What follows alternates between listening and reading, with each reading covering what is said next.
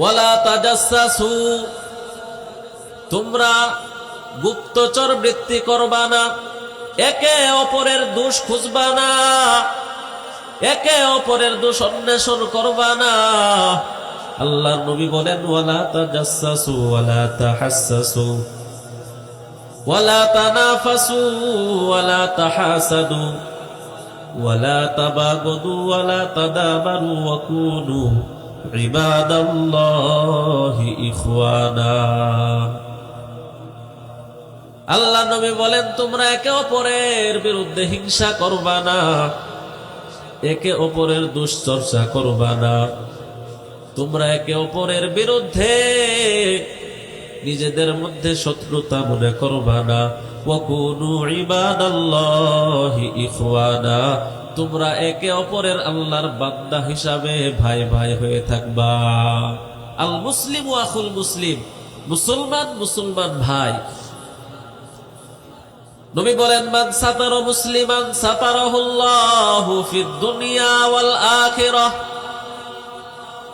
যে ব্যক্তি তার মুসলমান ভাইয়ের দোষ গোপন রাখবে, আল্লাহ তাআলাও কিয়ামতে সেই বান্দার দোষ গোপন রেখে জান্নাত দান করবে।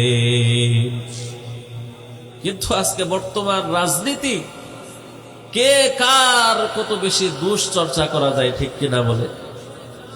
আজকে রাজনীতিটা যদি এমন হয়তো, হযরত উমরকে যখন নবীজি সাল্লাল্লাহু আলাইহি ওয়াসাল্লামের খেলাফত পেয়ে যায়, হযরত উমর যখন বাদশাহী পেয়ে যায়, বাদশাহী পাওয়ার পরে হযরত উমর গুনগুন করে কান্না করে। সাহাবায়ে কেরাম জিজ্ঞাসা করলেন আমিরুল মুমিনিন, কান্নার কারণ কি? আপনার তো খুশি হওয়ার কথা। হযরত উমর বলে না না, এই বাদশাহী পেয়ে আমি যতটুকু খুশি হয়েছি, মসজিদের মুয়াজ্জিন হতে পারলে আল্লাহর কসম কোটি গুণ বেশি আমি খুশি হইতাম। তাহলে নিজেকে ছোট মনে করা, বড় মনে না করা। ওয়ালা তাজাসসু, তোমরা একে অপরের ব্যাপারে দুশ্চর্চা করবা না। আল্লাহ তাআলা বলেন ওয়ালা ইয়াগতাব বা'দুকুম বা'দা, তোমরা একে অপরের গীবত করবা না। গীবত করা যাবে না। আইয়ুহিব্বু আহাদুকুম আইয়াকুলা লাহমা আখিহি মাইতান ফাকারিহতুমু, তোমরা কি পছন্দ করো তোমার মৃত ভাই সেখানে মরা অবস্থায় শুয়ে আছে, তুমি তোমার মৃত ভাইয়ের গোশত খাইবা? মানুষ মৃত ভাইয়ের গোশত খাওয়া যেমন অপছন্দ করে, তেমনি ভাবে একে অপরের গীবত করাও অপছন্দনীয় কাজ।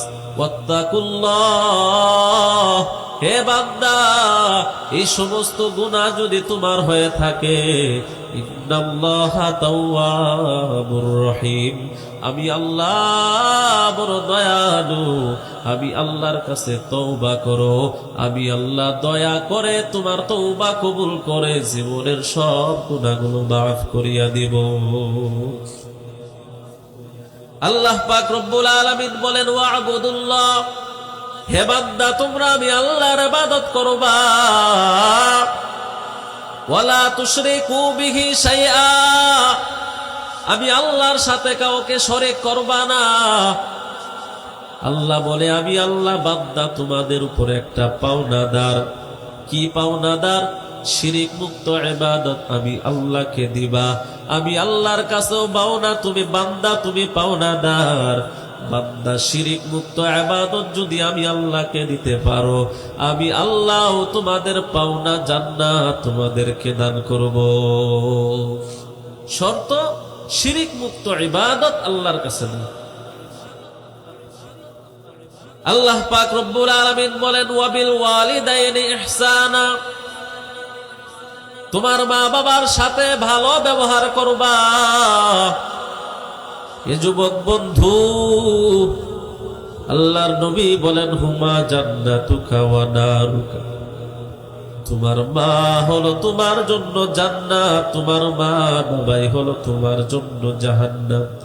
অর্থাৎ বান্দা মা বাবার সাথে যদি বেয়াদবি করো, খারাপ আচরণ করো, পরিণাম ফল জাহান্নাম। বান্দা মা বাবার সাথে যদি ভালো ব্যবহার করো, বান্দা পরিণাম ফল হবে তোমার জান্নাত। আদো বলা সন্তান হও রে যুবক,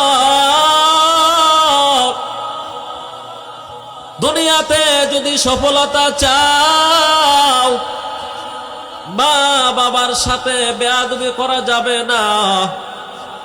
দুনিয়া আখিরাতের সফলতা যদি চাও, মা বাবার দোয়া ছাড়া সম্ভব না। এ যুবক, যারা মারে কষ্ট দাও, বাবারে কষ্ট দাও, আল্লাহর কসম করে বলি, মা বাবারে কষ্ট দিয়ে কেউ শান্তি পায় নাই। ওই মা যার হারাইছে, বাবা যার হারাইছে, তারাই বুঝে কেমন জিনিস তারা দুনিয়াতে হারিয়ে ফেলছে। কেমন মা সন্তানের প্রতি মায়া। সন্তান যদি বিদেশের জমিনে কিছু হয় বা মারা যায়, দুনিয়ার কোনো মানুষে জানে না, সবার আগে জানে মা, মায়ের অন্তর জানে। হে যুবক, এমন একজন সন্তান হও, তোমার কারণে যেন তোমার মা বাবা সম্মানিত হয়। বাইজিদ বুস্তামির মতো সন্তান হও, যে বাইজিদ